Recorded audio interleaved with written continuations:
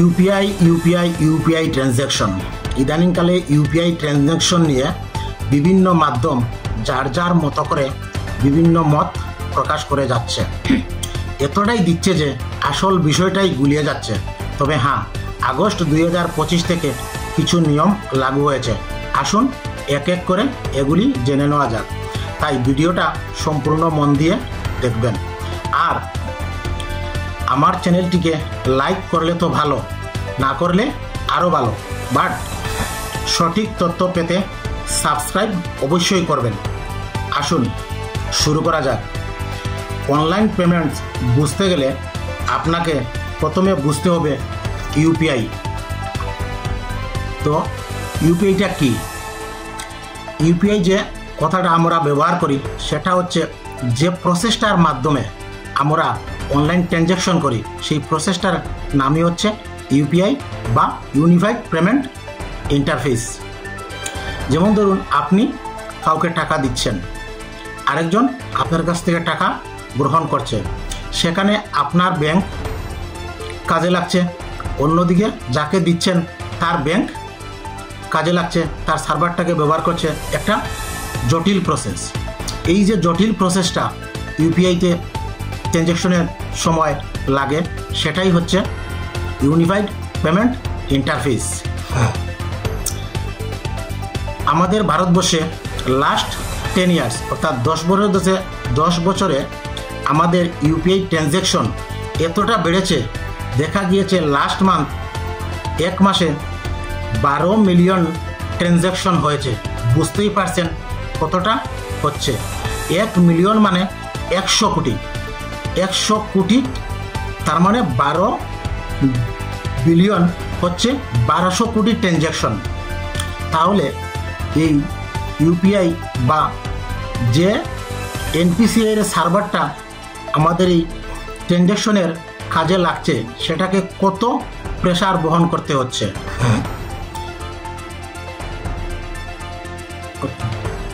তাহলে বুঝুন এই প্রসেসটার সার্ভারের উপর কত প্রেসার, যার ফলে ট্রানজ্যাকশন কোনো সময় ফেল হচ্ছে অথবা ডিলে হচ্ছে।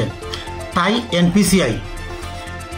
এনপিসিআই লোড কমানোর জন্য অথবা ফেলিউর অথবা প্রসেসটা ডিলে যাতে না হয় তার জন্য 7টা রুলস অ্যান্ড রেগুলেশন বেঁধে দিয়েছে, যেটা আগস্ট মাসের 1 তারিখ থেকেই কার্যকরী হয়ে গেছে। তো এনপিসিআই হচ্ছে এই ইউপিআই ট্রানজ্যাকশন করতে গিয়ে যে পুরা সিস্টেমটাকে পুরা কন্ট্রোল করছে এনপিসিআই অর্থাৎ national payments corporation of India.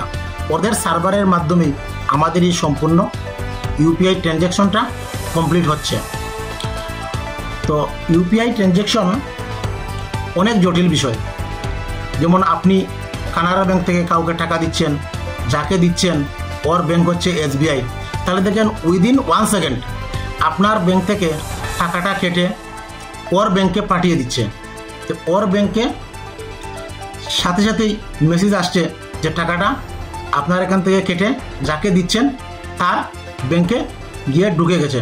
তাহলে এই এত জটিল প্রসেসটা এত তাড়াতাড়ি সম্ভব হচ্ছে এনপিসিআই সার্ভার এর মাধ্যমে। তাই বাধ্য হয়েই এনপিসিআই 7টি রুল আমাদের জন্য দিয়েছে, যাতে আমরা সবাই এই রুলগুলি ফলো করি। যেমন পিক আওয়ার, সকাল 9টা থেকে 1টা-1:30 অবধি, তারপরে বিকাল 5টা থেকে রাত 9টা অবধি, এই সময়টা হচ্ছে পিক আওয়ার।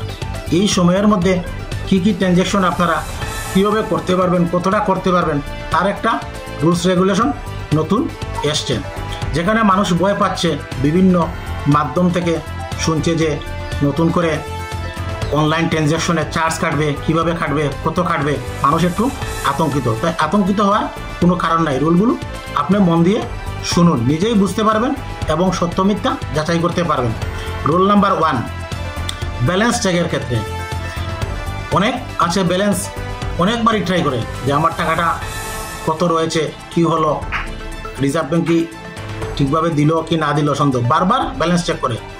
তো রুলস রেগুলেশনের মধ্যে হয়েছে ব্যালেন্স আপনি একদিনে 50 মিনিটের বেশি করতে পারবেন না, কারণ এটা সার্ভারের উপরে অনেক প্রেশার পড়ে।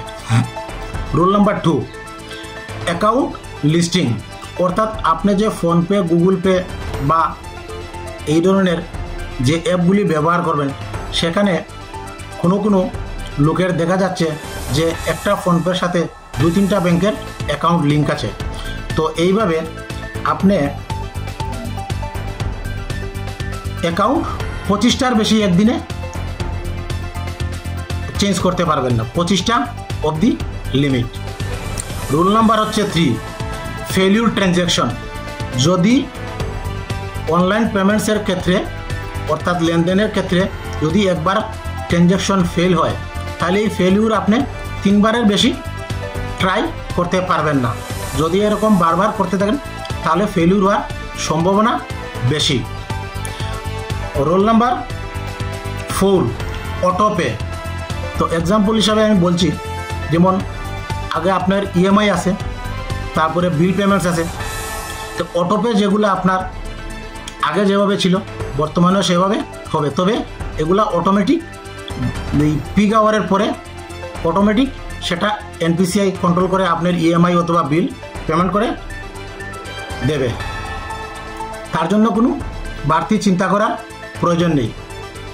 রোল নাম্বার 5, এপিআই, অর্থাৎ এপিআই রেট কন্ট্রোল।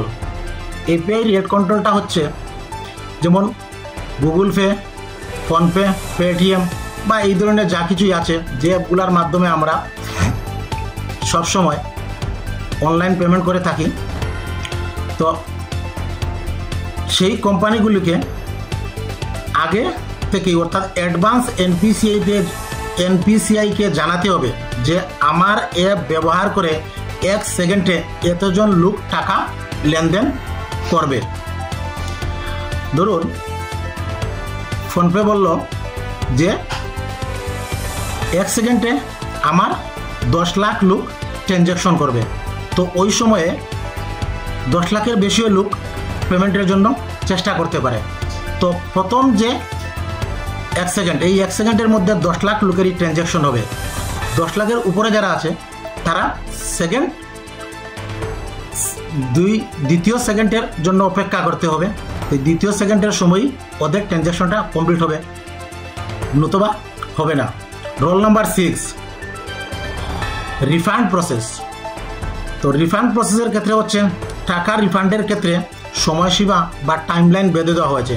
প্রত্যেক ব্যাংকে এনপিসিআইকে এই রিফান্ডের ক্ষেত্রে সেই সময়সীমাটা জানাতে হবে, তো কতদিনের মধ্যে ফেলিউর হলে টাকাটা রিটার্ন হবে।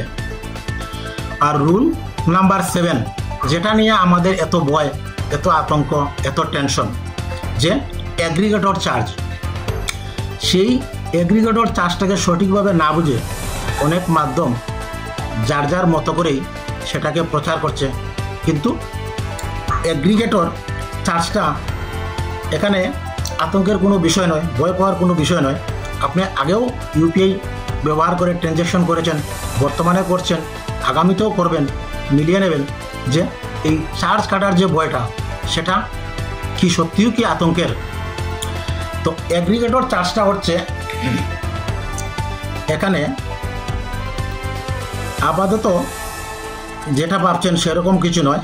এখানে আপনার আমার কোনো টাকা কাটবে না, কোনো ট্রানজ্যাকশনই।